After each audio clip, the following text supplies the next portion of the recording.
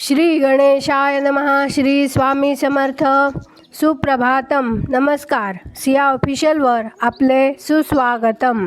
योगेशं सच्चिदानंदं वासुदेवं व्रजप्रियं धर्मसंस्थापकं वीरं कृष्णं वंदे जगद्गुरुं. आज आपण महाभारतातल्या पहिल्या खंडातल्या आदिपर्वातले शांतनोपाख्यान पुढे वाचायला सुरुवात करूया. वैशंपायन म्हणाले, कुंती असे बोलल्यावर धर्मज्ञ पांडूने तिला धर्माला अनुसरून यथोचित उत्तर दिले. पांडू म्हणाला, कुंती, कल्याणी कुंती, तू म्हणालीस त्याप्रमाणे विशिताश्वाने प्राचीन काळी केले हे अगदी खरे आहे, पण तो देवतुल्य होता. आता मी तुला धर्मतत्वाचे मर्म सांगतो, ते ऐक. हे धर्मतत्व सनातन असून धर्मवेत्या महात्म्या ऋषींनी ते सांगितलेले आहे.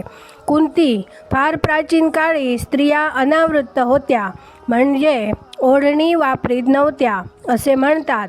विषय सुख प्राप्त करून घेण्यासाठी त्या स्वतंत्रपणे आपल्या इच्छेने संचार करीत असत. त्यांचे पती त्यांना अडवीत नसत. पातिव्रता धर्मापासून च्युत होऊन त्या स्वैरपणे व्यभिचार करीत असत, पण त्याला कोणी अधर्म समजत नसत. स्वतंत्रपणे आणि स्वैरपणे वागणे हाच स्त्रियांच्या बाबतीत पूर्वी धर्म होता. फार प्राचीन काळी प्रचलित असलेल्या हा धर्म मानव जाती व्यतिरिक्त क्षुद्र योनीतील प्राणी आजही पाळताना दिसतात. त्यांना यापासून कसलीही खंत वाटत नाही. रूढीप्रमाणे चालत आलेल्या या परंपरागत धर्माला महर्षींची सुद्धा अनुमती होती आणि उत्तर कुरु देशामध्ये आजही या धर्माचे पालन केले जाते. प्राचीन काळापासून चालत आलेला हा धर्म खरे म्हणजे स्त्रियांना अनुकूल आहे, पण अगदी अलीकडेच मानवलोकामध्ये या बाबतीत एक मर्यादा घालण्यात आली. ही मर्यादा कोणी घातली आणि का घातली ते मी तुला विस्ताराने सांगतो, ते ऐक. फार पूर्वी उद्दालक नावाचा एक ऋषी होऊन गेला असे आमच्या ऐकिवात आहे. या उद्दालिक ऋषीला एक पुत्र होता. हाही महर्षी होता आणि तो श्वेतकेतू या नावाने विख्यात होता. या श्वेतकेतूने क्रोधाविष्ट होऊन धर्मासंबंधी एक मर्यादा घालून दिली. ती मी तुला सांगतो. एकदा असे झाले की एक ब्राह्मण अचानक आला आणि श्वेतकेतूच्या मातेचा हात धरून तो तिला घेऊन जाऊ लागला. तू माझ्याशी समागम कर असे तो तिला म्हणाला आणि हा सारा प्रकार श्वेतकेतूच्या पित्याच्या डोळ्यादेखत घडला. आपल्या आईला तिच्या इच्छेविरुद्ध ब्राह्मण ओढून नेत आहे हे पाहताच श्वेतकेतूला विलक्षण संताप आला. पण त्याला संताप आला तरी त्याचा पिता शांतपणे त्याला म्हणाला, वत्सा, तू इतका क्रोधाविष्ट होऊ नकोस. हा धर्म प्राचीन काळापासून चालत आलेला आहे. या जगात सर्व वर्णातील स्त्रिया पूर्णपणे स्वतंत्र आहेत आणि आपल्या इच्छेप्रमाणे वागण्यास त्या मोकळ्या आहेत. गायींना ज्याप्रमाणे बंधन नसते त्याप्रमाणे माणसांनाही बंधन नसते. पण उद्दालक पुत्र श्वेतकेतूला असला धर्म सहन झाला नाही आणि त्याने मानव स्त्रियांच्या व मानव पुरुषांच्या बाबतीत या जगामध्ये एक मर्यादा घालून दिली. ही मर्यादा मानवांव्यतिरिक्त पशूंना किंवा पक्ष्यांना मात्र लागू नाही. आणि जेव्हापासून श्वेतकेतूने घालून दिलेली मर्यादा या जगामध्ये तशीच चालत आलेली आहे असे आम्ही ऐकत आलो आहोत. श्वेतकेतूने घालून दिलेली मर्यादा कोणती ते मी तुला सांगतो.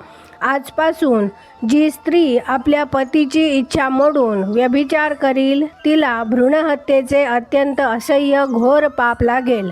तसेच आपल्या पतीशी एकनिष्ठ असलेल्या पत्नीशी जो पती एकनिष्ठ राहणार नाही आणि व्यभिचार करील त्यालाही असलेच घोर पातक लागेल. त्याचप्रमाणे पुत्रप्राप्तीसाठी पतीने आज्ञा केली असताही जी स्त्री त्याची आज्ञा पाळणार नाही तिलाही असले घोर पातक लागेल.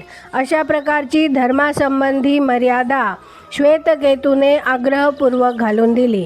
सौदास निपुत्रिक होता आणि दमयंती नावाची त्याची पत्नी होती. दमयंतीने पुत्रोत्पादनासाठी वसिष्ठ ऋषींकडे जावे अशी सौदासाने तिला आज्ञा केली आणि पतीच्या आज्ञेप्रमाणे दमयंती वसिष्ठ ऋषींकडे गेली आणि त्यांच्यापासून तिला अश्मक नावाचा पुत्र झाला. दमयंतीने हे जे केले त्याला पतीच्या हितासाठी केले. कुरुवंश खंडित होऊ नये म्हणून कृष्णद्वैपायनांपासून आमची म्हणजे पांडूची, धृतराष्ट्राची आणि विदुराची उत्पत्ती झाली हे तुला माहीतच आहे. म्हणून या सर्व कारणांचा काळजीपूर्वक विचार करून हे सुलक्षणी कुंती, मी धर्माला अनुसरून जे तुला करावयास सांगत आहे त्याप्रमाणे तू कर. स्त्री ऋतुस्नात झाली म्हणजे तिने आपल्या पतीचा सहवास टाळता कामा नये, हा धर्म आहे असे धर्मवेत्ते पुरुष सांगतात. मग समागमासाठी योग्य असलेल्या दिवशी पतीला समागमाची अनुज्ञा देणे अथवा न देणे हे सर्वस्वी तिच्या मर्जीवर अवलंबून आहे. हा प्राचीन काळापासून चालत आलेला धर्म आहे असे ज्ञाते पुरुष म्हणतात. पती भार्येला जे सांगेल ते धर्म्य असो वा अधर्म्य असो, भार्येने ते केलेच पाहिजे असे वेदवेत्ते पुरुष म्हणतात. आता माझ्या स्वतःच्या बाबतीत बोलतो. पुत्रसंततीविषयी मी उत्सुक आहे, पण पुत्रोत्पादनाच्या बाबतीत मी असमर्थ आहे. मी तुला हात जोडतो, मी तुला सांगतो म्हणून हे कुंती, एखाद्या महातपस्वी ब्राह्मणापासून सर्व गुणसंपन्न पुत्र तू प्राप्त करून घे. असे तू केलेस तर पुत्रवंत पुरुषांना जी गती प्राप्त होते ती गती मला प्राप्त होईल. वैशंपायन म्हणाले, पांडू कुंतीला असे बोलल्यानंतर पतीच्या कल्याणाविषयी तत्पर असलेली कुंती त्याला पुन्हा म्हणाली, लहानपणी मी वडिलांच्या घरी असता अतिथींचा सत्कार करण्याचे काम माझ्याकडे होते. धर्माच्या बाबतीत दृढनिश्चयी असलेल्या पण कठोर व्रताचरण करणाऱ्या एका उग्र ब्राह्मणाची सेवा करण्याचा प्रसंग एकदा माझ्यावर आला. या ब्राह्मणाचे नाव दुर्वास असे मला मागाहून कळले. ज्याचे मन अतिशय कठोर होते अशा या ऋषीला मी प्रयत्नांची शिकस्त करून प्रसन्न केले. त्या ऋषीने मला एक वर दिला आणि देवतेला वश करण्याचे सामर्थ्य असलेला एक मंत्र त्याने मला सांगितला आणि तो मला म्हणाला, ज्या कोणा देवाचे या मंत्राने तू आवाहन करशील त्याची इच्छा असो अथवा नसो तो तुझ्या अधीन होऊन तुझ्याकडे येईल आणि ज्या देवाचे आवाहन तू करशील त्याच्या प्रसादाने तुला पुत्र होईल.